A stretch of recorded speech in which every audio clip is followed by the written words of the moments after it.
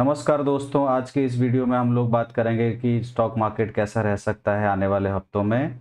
और जो स्टॉक्स हमारे स्क्रीनर पे आए हैं उनके बारे में फंडामेंटल एनालिसिस करेंगे। चारों तरफ नेगेटिविटी है और एफआईआई भी सेलिंग कर रहे हैं और जियोपॉलिटिकल टेंशन भी है चारों तरफ। तो इन वाली सिचुएशन में क्या करना चाहिए? जो लोग मेरी स्ट्रैटेजी को फॉलो करते हैं उस स्ट्रैटेजी के हिसाब से अगर इस तरह के माहौल होता है तो जो स्टॉक अच्छे फंडामेंटली अच्छे होते हैं या जिन्होंने बहुत अच्छे रिजल्ट डिक्लेयर करे होते हैं, उन स्टॉकों को लेने का एक अपॉर्चुनिटी की तरह हमें इस वाले सिचुएशन को लेना चाहिए। क्योंकि अगर आप जब मार्केट सिनारियोज बहुत अच्छे होते हैं, स्टॉक्स अच्छे फंडामेंटली अच्छे रिजल्ट डिक्लेयर करते हैं, तो हम उनको लेने में बड़ी प्रॉब्लम होती है क्योंकि बड़े हाई लेवल पे होते हैं रिजल्ट डिक्लेयर करने के बाद।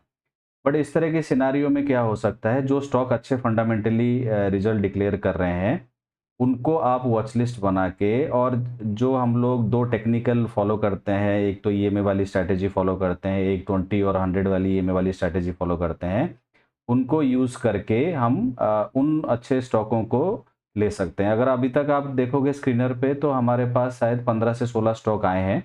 उनमें से अगर 2-3 स्टॉक जिस तरीके से मैंने फंडामेंटल एनालिसिस करा है, अगर आप इस तरीके से करके देखोगे, नए स्टॉकों का तो आज हम लोग देखेंगे कि किस तरीके से उनका रिज़ल्ट रहा है। बट अगर आप पूरा सारे 16 के 16 जो स्टॉक अभी स्क्रीनर पे आए हैं, अगर उनको जिस तरीके से मैं एनालिसिस करता हूँ या जिस तरीके से मैंने आप स्ट्रैटेजी के हिसाब से बता रखा है, अगर उस तरीके से आप लोग एनालिसिस करते हो, तो 2 से 3 स्टॉक जो हैं अभी भी सारे पैरामीटर मोस्टली पैरामीटर फुलफ़िल कर रहे हैं। तो उन स्टॉकों को ईएमए वाले स्ट्रैटेजी को यूज़ करके, चाहे वो 10 ईएमए वाली स्ट्रैटेजी है या फिर 20 और 100 वाली ईएमए वाली स्ट्रैटेजी है, उनको यूज़ करके उनमें एंट्री लिया जा सकता है ना? मैं कोई बाइंग सेलिंग रिकमेंडेशन नहीं कर रहा हूँ। जो हमने टेक्निकल पैरामीटर्स हैं, अगर वो फुलफ़िल करते हैं, जो फंडामेंटल पैरामीटर्स हैं, वो अगर फुलफ़िल करते हैं, तो हम इन स्टॉकों को क्या कर सकते हैं, एंट्री ले सकते हैं। बट हाँ, जैसे कि मैं 2-3 हफ्तों से बोलता आ रहा हूँ कि जब ऑल टाइम हाई पे इंडेक्सेस होते हैं, तो स्टॉकों में एंटर करना रिस्की होता है, जिसकी वजह से पोजीशन साइज़िंग जो है कम करने के लिए मैंने बोला था सबको। बट आई थिंक अब जो टाइम है, इस टाइम पे अगर अच्छे स्टॉक्स आपके वॉच लिस्ट में हैं, तो धीरे-धीरे एंट्री लिया जा सकता है। बट हाँ, 100% अपने कैपिटल को डिप्लॉय करना ये वाला भी सिचुएशन नहीं है। बट हाँ, एडिशन धीरे-धीरे हम हल्के-हल्के एडिशन कर सकते हैं अपने तो सबसे पहले हम लोग क्या करेंगे, निफ्टी के बारे में बात करेंगे कि ओवरऑल मार्केट कैसा रह सकता है और कौन से स्टॉक्स कौन से सेक्टर ऐसे हैं जो आउट परफॉर्म कर रहे हैं और उनसे जो रिलेटेड स्टॉक हैं उन पे जो है हम लोग नज़र रख सकते हैं। तो ये जो है हमारा स्क्रीनर है जिसको हम लोग यूज़ करते हैं सब लोग। और अगर किसी के पास इस स्क्रीनर का डिटेल नहीं है तो मैं डिस्क्रिप्शन पे उसका लिंक दे दूँगा, आप उसमें से देख सकते हो। तो इसमें अगर अभी तक देखोगे तो काफ़ी सारे स्टॉकों का हम लोग एनालिसिस कर चुके हैं ऑलरेडी और 15-16 स्टॉक जो हैं टोटल आ चुके हैं।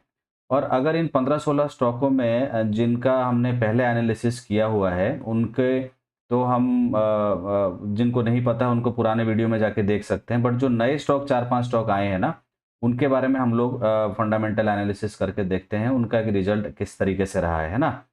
तो सबसे पहले अगर मैं देखूँ नया स्टॉक जो आया है इसमें, ये सनोफी कंज्यूमर करके है। इस पे अगर हम लोग देखते हैं तो किस तरीके से रिज़ल्ट है।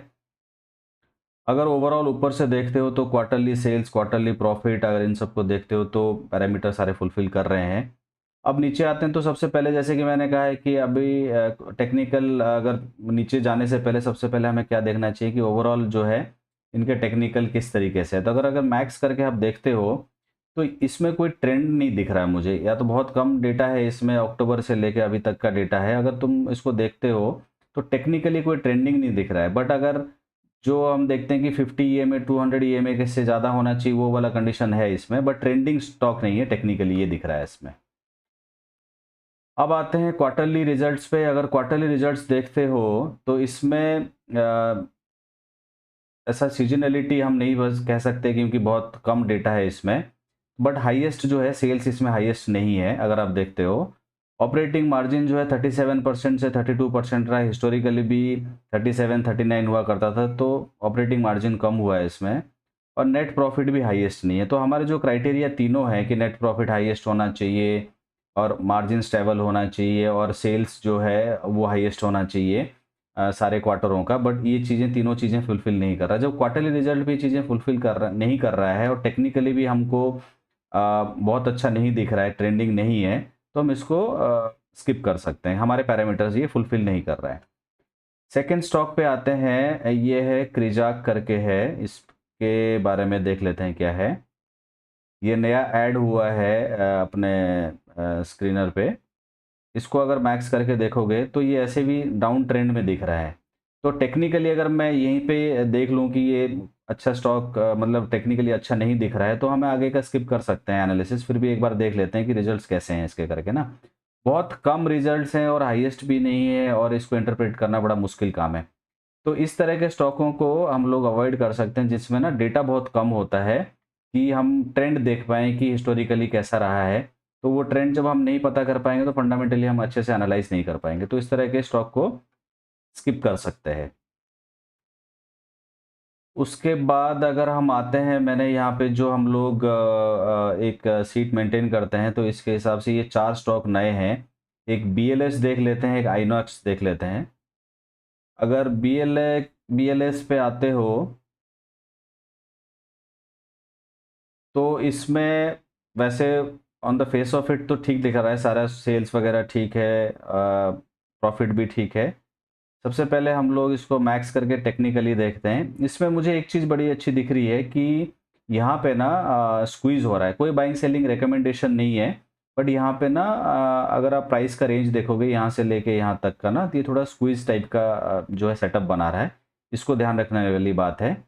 और अगर हम आते हैं क्वार्टरली रिजल्ट्स पे, तो 711 करोड़ का सेल्स है इसमें, और जो कि हाईएस्ट है। अगर आप पुराना सारा देखोगे ना तो हाईएस्ट है। और अगर आप ऑपरेटिंग मार्जिन्स देखते हो, तो 25 से 29 हुआ है, तो हिस्टोरिकली 30, 31, 27 था। मार्जिन फ्रंट में भी ठीक है, ये इम्प्रूव हुआ है लास्ट क्वार्टर से। और अगर आप प्रॉफिट पे आते हो तो प्रॉफिट भी हाईएस्ट है। तो जो हमारा तीनों फर्स्ट क्राइटेरिया है कि सेल्स हाईएस्ट होना चाहिए, प्रॉफिट हाईएस्ट होना चाहिए, ऑपरेटिंग मार्जिन स्टेबल होना चाहिए, तो क्वार्टरली बेसिस पे फुलफिल कर रहा है। और अगर आप एनुअली देखते हो तो भी हाईएस्ट है, मार्जिन्स भी अच्छे हैं 29%, और नेट प्रॉफिट पे आते हो तो भी हाईएस्ट है।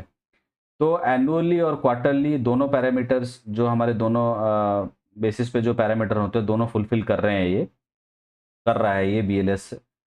और अगर आप इस पे आते हो बैलेंस शीट पे, तो बोरोइंग 359 करोड़ से, हमने ये देखना है कि जो सेल्स का है ये 10% से ज़्यादा नहीं होना चाहिए। मतलब 10-15% के रेंज में है तो ये चलेगा, क्योंकि अभी 2200 के आसपास, 2200 करोड़ के आसपास का सेल्स है, एनुअल सेल्स। और 359 करोड़ से, जबकि लास्ट क्वार्टर से बहुत ज़्यादा बढ़ा है, तो एक कंसर्न पॉइंट तो है। अगर 10% से कम होता तो फिर इसको और अच्छा माना जाता। एक थोड़ा-सा इसको डेट को लेके रहेगा इसमें ना इश्यूज़। कैश फ्लोज़ पॉज़िटिव हैं इसमें। और अगर आप नीचे आते हो तो देखते हो कई क्वार्टरों से जो है ना प्रमोटर की होल्डिंग स्टेबल है, व्हिच इज़ गुड थिंग। और एफआईआई का स्लाइट डिक्रीज़ हुआ है होल्डिंग्स, और डीआईआई का जो है थोड़ा-सा बढ़ा है, और पब्लिक की होल्डिंग बढ़ा है। तो इस तरह के रेंज को हम ले सकते हैं। रीज़न ये है क्योंकि बहुत ज़्यादा नहीं एफआईए ने बेच दिया, या बहुत ज़्यादा डीआई में भी एक्टिविटी नहीं है। पब्लिक का जो ये जो सेल हुआ है, प्रमोटर ने नहीं लिया है, पब्लिक के पास गया। पब्लिक में हो सकता है कोई बड़ा प्लेयर लिया हो, तो इतना ज़्यादा ड्रास्टिक भी नहीं है कि तो उसको इग्नोर किया जा सकता है। तो मेरे हिसाब से, मेरे एनालिसिस के हिसाब से, प्रमोटर होल्डिंग, एफआईआई और डीआई जो मतलब शेयर होल्डिंग पैटर्न है, इसको कंसिडर किया जा सकता है। तो मोस्ट ऑफ द मतलब 90%, 99 कह लो या 95% कह लो, ये हमारे सारे पैरामीटर फुलफिल कर रहे हैं। बस एक चीज़ को छोड़ के, डेट को, तो टेक्निकली देखना पड़ेगा किस तरीके से परफॉर्म करता है। तो अदरवाइज ये जो है क्राइटेरियाज फुलफिल कर रहे हैं हमारे, खाली डेट को छोड़ के। अब आते हैं आइनॉक्स इंडिया पे। आइनॉक्स इंडिया में देखोगे तो यहाँ पे क्वार्टरली सेल्स जो है डाउन दिख रहा है, और हमें देखना पड़ेगा नीचे जाके कि मतलब स्टेटमेंट पे, कि इसमें सीजनैलिटी की वजह से है या नहीं है ना। अगर हम नीचे जाते हैं और हम इसको सबसे पहले मैक्स करके देखते हैं, तो 50 तो 100 के 50 तो 200 के ऊपर है। अगर आप ये दोनों लगा रखें, येलो वाली लाइन 50 है, 200 लाइन है, ऊपर है, बट ऐसा कोई खास ट्रेंडिंग स्टॉक नहीं है। बट हाँ, यहाँ पे जो है ये सपोर्ट लेने की कोशिश कर रहा है डेली बेसिस पे, जो है 200 वाले एम पे। और अगर आप आते हो सेल्स पे, तो सीजनैलिटी तो मुझे नहीं दिख रहा है इसमें, क्योंकि मार्च से जून हमेशा ज़्यादा आता है। मार्च से, इस वाले मार्च से भी जून ज़्यादा था। सेल्स इसका, बट इस वाले क्वार्टर में क्या हो रहा है, मार्च से जून कम है, तो सीजनैलिटी नहीं है, तो इसलिए जो हमें हाईएस्ट होना चाहिए था इसका सेल्स, जो कि नहीं है, तो हमारे क्राइटेरिया फुलफिल नहीं कर रहा है। मार्जिन स्टेबल है, ठीक है, और अगर आप ये देखोगे नेट प्रॉफिट भी हाईएस्ट नहीं है, तो हमारे जो क्राइटेरिया हैं ये फुलफिल नहीं कर रहा है और सीजनैलिटी भी नहीं है। एनुअल वाले पे देखते हो तो हाईएस्ट सेल्स है इसमें, मार्जिन स्टेबल है। एनुअल बेसिस पे ठीक है, हाईएस्ट वगैरह है, पर क्वार्टरली बेसिस पे हमारे जो क्राइटेरिया हैं फुलफिल नहीं कर रहा है वो। बोरोइंग्स भी इतना कुछ खास नहीं है, तो बोरोइंग्स तो ठीक है इसमें। कैश फ्लोज पॉजिटिव है, ये भी ठीक है। और अगर आप नीचे आते हो, प्रमोटर होल्डिंग 75% पे स्टेबल है, which is good thing. FII ने हल्का सा जो है अपना स्टेक बढ़ाया है, डीआईआई का भी हल्का सा बढ़ा है, पब्लिक का ठीक है। तो इस पूरे एनालिसिस में यही है कि क्वार्टरली जो है हमारे क्राइटेरिया फुलफिल नहीं कर रहे हैं, अदरवाइज बाकी सारे क्राइटेरिया जो फुलफिल कर रहे हैं, और जो कि नहीं कर रहे हैं जिसकी वजह से टेक्निकली भी थोड़ा वीक दिख रहा है, कोई ट्रेंडिंग नहीं है इसमें, है ना, स्टॉक में कोई ट्रेंड नहीं है। तो ये चारों तो स्टॉक थे जो नए आए हैं। एक कुछ मुझे अभी दिखा था बालू फोर्स करके, उसको भी एक बार देख लेते हैं। अगर आप इस पे देखते हो, बालू फोर्ज का वो भी स्क्रीनर पे नया ऐड हुआ है, तो इसको देख लेते हैं एक बार। क्वार्टरली सेल्स नेगेटिव है, हमें देखना पड़ेगा इसमें सीजनैलिटी है या नहीं है। और उसके बाद सबसे पहले इसको टेक्निकली देखते हैं किस तरीके से दिख रहा है। ये टेक्निकली ट्रेंडिंग रहा है काफ़ी, और पिछले 1-2 क्वार्टर से रिजल्ट अच्छे नहीं आ रहे थे, तो काफ़ी शार्प फॉल है। उसके बाद ये 50 जो है 200 को क्रॉस कर चुका है। और दूसरा क्या है, यहाँ पे थोड़ा सा प्राइस एक्शन जो है थोड़ा स्क्वीज हो रहा है, तो इस पे नज़र रखा जा सकता है। टेक्निकली बहुत ख़राब नहीं है, ठीक है टेक्निकली। और अगर आप नीचे आते हो, क्वार्टरली रिजल्ट्स पे देखते हो, क्योंकि हमें क्वार्टरली इसमें ऊपर जो है हमने देखा कि जो है सेल्स वगैरह डाउन है, तो सीजनैलिटी चेक करने के लिए अगर हम देखते हैं कि पिछले 23 में तो सीजनैलिटी दिख रहा है, बट अगर इसमें देखोगे ना तो इसमें सीजनैलिटी नहीं है, तो इस पे बड़ा पता लगाना मुश्किल है, इसमें सीजनैलिटी था नहीं है, क्योंकि इससे जून वाला पहले का क्वार्टर नहीं दिख रहा है इसमें, है ना। तो इसमें सीजनैलिटी अगर है तो ठीक है, अगर नहीं है तो उस केस में हाईएस्ट होना चाहिए था, जो कि नहीं है। मार्जिन्स में इम्प्रूवमेंट है, और नेट प्रॉफिट जो है हाईएस्ट नहीं है। रीज़न वही है कि पहले जो है ना इसका क्या कहते हैं, सेल्स वगैरह अच्छे थे और मार्जिन्स तो 26% था, बट अब 31% है। बट कोई और रीज़न है जिसकी वजह से बट स्लाइटली डिफरेंस है, बट हाईएस्ट नहीं है पिछले क्वार्टर से, तो फिर भी कम ही है ये, है ना। और अगर आप सेल्स पे आते हो तो एनुअल वाले पे ये हाईएस्ट है, मार्जिन स्टेबल है, प्रॉफिट हाईएस्ट है, तो एनुअल लेवल पे तो ठीक है ये। Borrowings is okay, 40 crore out of sales के कितना है सेल्स इसमें, 924 करोड़ से, तो 40 करोड़ की borrowing is okay. Cash flow positive है। और अगर इस पे आते हो, प्रोमोटर होल्डिंग जो है लास्ट क्वार्टर से कम हुआ है, तो बट एफआईआई का बढ़ा है, तो माइट भी ये पॉसिबल है कि जो प्रोमोटर ने सेल किया होगा इन्होंने लिया होगा एफआई का, तो एफआई डीआई हल्का सा कम हुआ है। तो इसमें कोई कंसर्न वाला पॉइंट नहीं दिख रहा है शेयर होल्डिंग पैटर्न में, और ना ही एनुअल रिजल्ट्स में। सिर्फ एक पॉइंट का है इसमें, क्वार्टरली रिजल्ट्स को थोड़ा इंटरप्रेट करना मुश्किल है, क्योंकि इसमें सीजनैलिटी का पता नहीं लग रहा।